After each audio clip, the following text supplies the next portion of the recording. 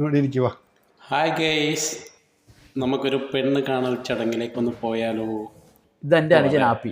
ഇതിനു വേണ്ടിയാണ് പെണ്ണ് നോക്കുന്നത്. ഇത് അവൻ്റെ അനുജ ഷെയ്ല്. ഇതാ ചെക്കല്ലേ? മൂപ്പരെന്താ ചെയ്യുന്നത്? ഇവൻ ദുബായിൽ ക്യാരി ഫോർ ഹൈപ്പർ മാർക്കറ്റിൽ ജോലി എടുക്കുന്നു. ഓ, ക്യാരി ഫോറിലല്ലേ? അവിടെ എന്താണ് ജോലി?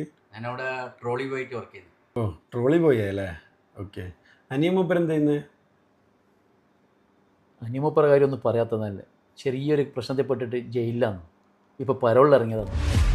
ജയിലില്ല? എന്തേലും കേസ്? അതൊരു ചെറിയ അടിപിടി കേസായിരുന്നു. പക്ഷേ ശിക്ഷിച്ചു 7 കൊല്ലത്തേക്ക്. ഇപ്പോൾ ഒരു കൊല്ലമായിട്ട് പരോൾ കിട്ടിയതാണ്. ഇനി 6 കൊല്ലം ബാക്കിയുണ്ട്. ഇവൻ്റെ ഈ ഒരു പ്രശ്നം കൊണ്ട് ഈ ബന്ധങ്ങൾ വേണ്ടാന്ന് നോക്കരുതേ.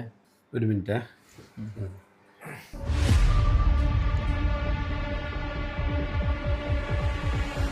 എനിക്കെന്നെ വെറുതെ ഇവൻ്റെ ജയിലുകാരെല്ലാം പറഞ്ഞേ. അതെന്തായാലും പറയേണ്ട കാര്യമല്ലേ? എന്തായാലും അവരറിയില്ല ഈ കാര്യങ്ങളിലും. എന്തിനീ?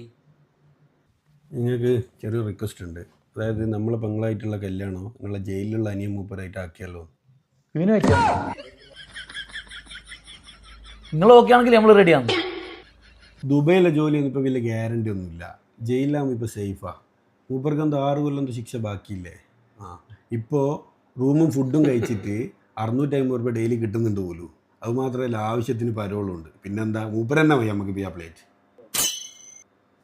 എന്നാൽ പിന്നെ ഫിക്സ് ആക്കാം. നിങ്ങൾ കുട്ടീനെ വിളിച്ചോ, നമുക്ക് കണ്ടോട്ട് ഇപ്പം തന്നെ. എന്നാൽ ഞാൻ കുട്ടീനെ വിളിക്കാം.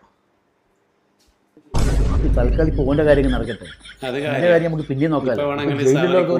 ജയിലിലുള്ളവർ അല്ലേ? തടവ് പുള്ളികളെ സാലറി കൂട്ടുകയും ചെയ്തു.